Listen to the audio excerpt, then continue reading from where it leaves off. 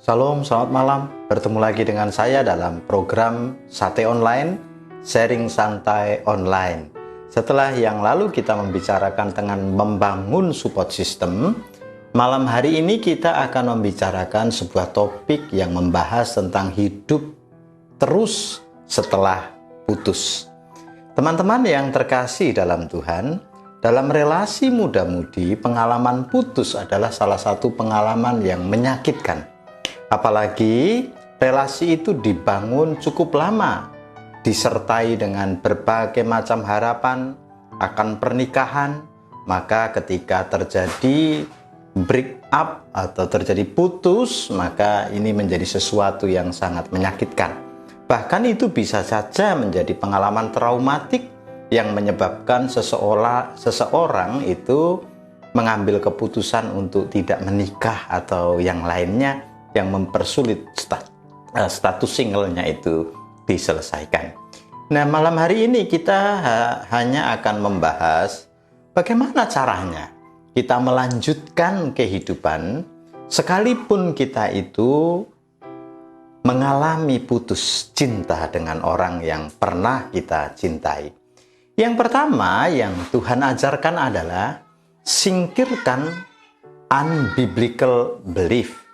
Jadi si jahat itu selalu menggunakan momentum terlemah dalam hidup kita untuk kemudian menyerang kita, termasuk menyerang relasi kita dengan orang lain ketika kita mengalami permasalahan relasi. Dalam pengalaman Tuhan Yesus itu dicobai oleh iblis pada waktu dia selesai puasa 40 hari, sehingga dia mengalami rasa lapar yang sangat.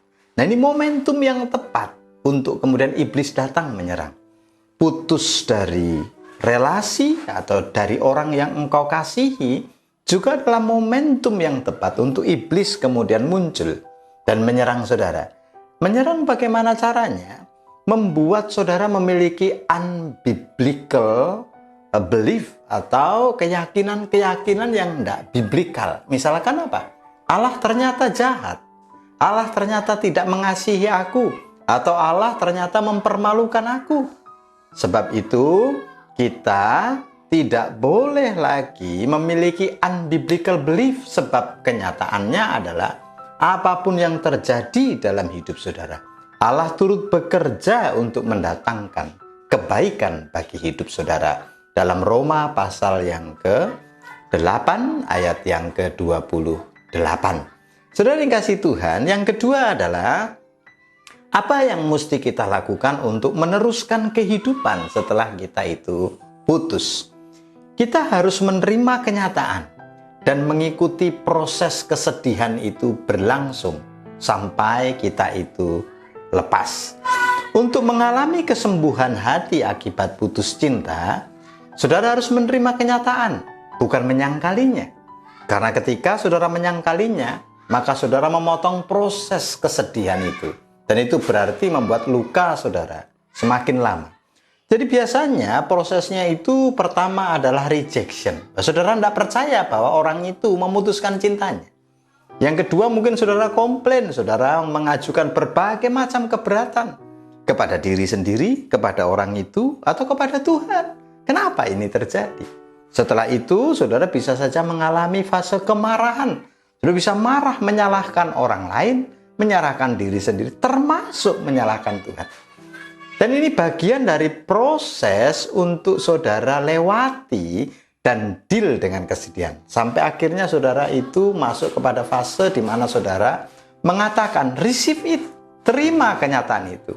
Sebagai sebuah pengalaman pahit yang saudara itu sebetulnya tidak inginkan, tetapi terjadi dalam hidup saudara.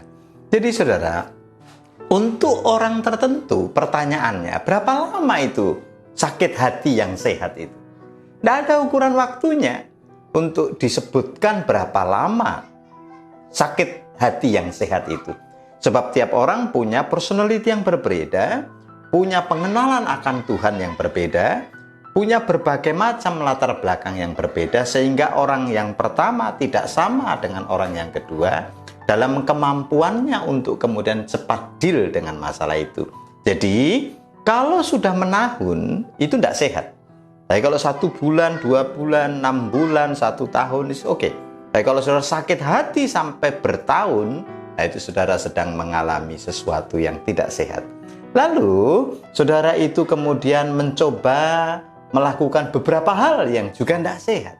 Setelah putus, ada yang mencoba tetap menjadi best friend dari laki-laki itu atau perempuan itu. Saudara itu tetap terbenam di masa lalu, misalkan dengan kepo di sosmednya, lalu saudara tetap menyimpan barang-barang pemberiannya, atau foto, hadiah-hadiah, dan lain sebagainya. Sehingga itu tetap membawa saudara terbenam pada masa lalu yang tidak sehat. Yang ketiga, bagaimana yang saudara mesti lakukan? Saudara-saudara itu melewati masa yang sulit ini, putus, dan saudara tetap melanjutkan kehidupan. Yang ketiga adalah selesaikan bagianmu. Apa saja sebetulnya yang menjadi bagian saudara dan saya? Yang pertama adalah mengakui rasa sakit. Yang kedua adalah mengampuni orang tersebut. Yang ketiga adalah bertobat. Yang keempat adalah lanjutkan kehidupan saudara. Apa itu maksud saya? Maksud saya adalah ambil waktu untuk menyelesaikan sakit hati. Cek di mana saudara itu mengalami luka yang sangat terluka. Dan akui itu di hadapan Tuhan. Lalu cek juga apakah relasi saudara dulu dengan pacar saudara itu ada bagian yang mendukakan hati Tuhan atau menyakiti Tuhan. Ada dosa yang perlu diakui. Akui di hadapan Tuhan. Lalu bertobat, tinggalkan hal-hal itu. Dan kemudian yang terakhir adalah melangkahlah maju. Sebab kalau saudara tidak melangkah maju, saudara akan tetap tinggal di dalam masa lalumu yang menyakitkan itu. Jadi malam hari ini kita bicara tentang 3 hal saja yang paling penting untuk saudara lakukan. Bagaimana caranya saudara setelah putus, saudara bisa meneruskan kehidupan. Yang pertama, saudara harus menyingkirkan unbiblical belief. Yang kedua, saudara harus menerima kenyataan dan ikuti proses sakit hati itu sampai saudara menerima itu. Yang ketiga adalah selesaikan bagianmu. Dan ini penting, sebab Amsal pasal 23 ayat 18 berkata, karena masa depan sungguh ada, dan harapanmu tidak akan hilang. Putus adalah masa lalu, tapi masa depan sungguh ada di dalam Tuhan. Kiranya kebenaran ini memerdekakan kita. Salam.